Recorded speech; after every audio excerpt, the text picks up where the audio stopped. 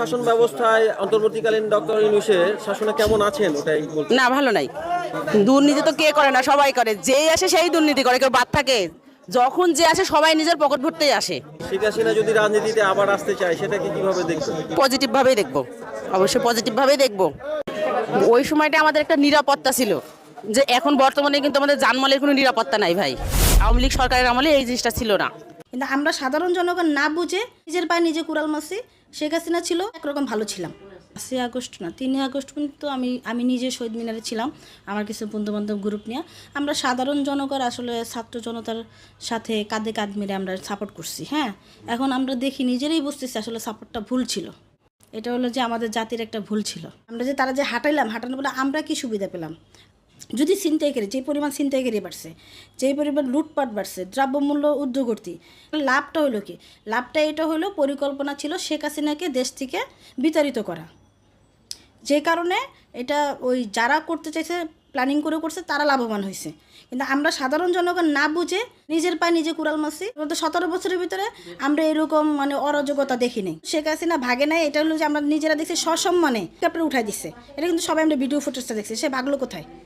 এটা দ্বিতীয়ত করলে তার সিচুয়েশনটা এরকম ছিল যে সে যদি থাকতো ওই মুহূর্তে, সে তো 45 মিনিট সময় চেয়েছে, সময় তাকে দেওয়া হয় নাই। সে যদি ওই মুহূর্তে থাকলে 45 মিনিটের ভিতরে তাকে গণহত্যা করা হতো। সেই জন্য গণহত্যা, যান বাঁচানো একটা মানুষের ফরজ। সে সেইটাই করছে।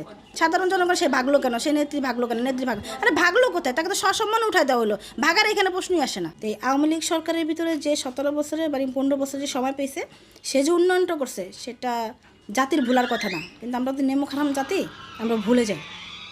এই উন্নয়নটা দেখেন কোনো সরকার করছে কিনা। আর বিগত দিনে যে সরকার আসবে, জানি না কারা আসবে, তারা এরকম কিছু করতে পারে কিনা।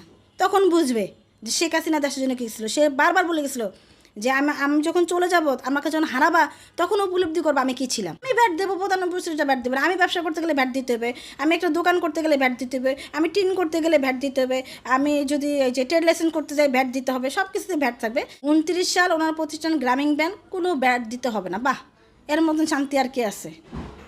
আমাদের দক্ষিণাঞ্চলের পদ্মা সেতু কখনো আশাই করতে পারে না। এটা আমাদের স্বপ্ন। এখন আমরা 4 ঘন্টা বাড়িতে যাই, এটা আসলেই স্বপ্ন।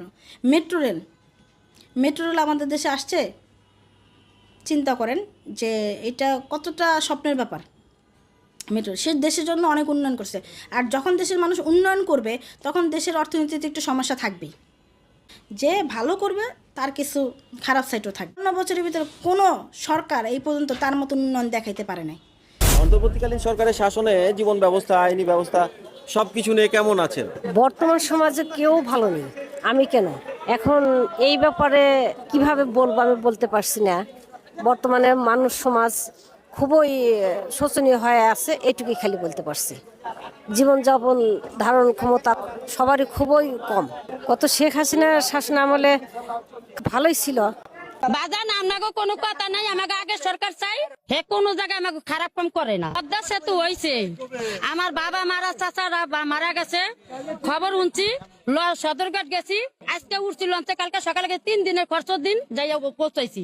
এখন পদ্মা ব্রিজ হনে পরাটা খাইছি, দাঁত করছি, বাড়িতে যা লাশ মারি দিছি, দাপন কাপন করছি।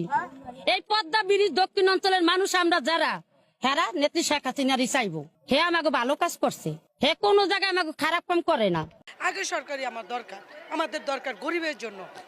আমরা গরিবরাও অনেক অভাবে আছি, না খাই মরতেছি। কি স্বাধীন বাংলাদেশে থাকতে বসবাস করতে কেমন ঠায়? ভালো ঠেলা একশো ল্যাংডা ব্যাংডা দৌড়ায়, চাইটা দিকে মানুষ মেরে যেতে আছে। স্বাধীন বাংলাদেশ এটা আমাগো। কি করতে ফিরিয়া বহে তা আমি 8টা রোজা থাকবা যদি ফিরা গদিতে বসে। এটা কারণটা কি?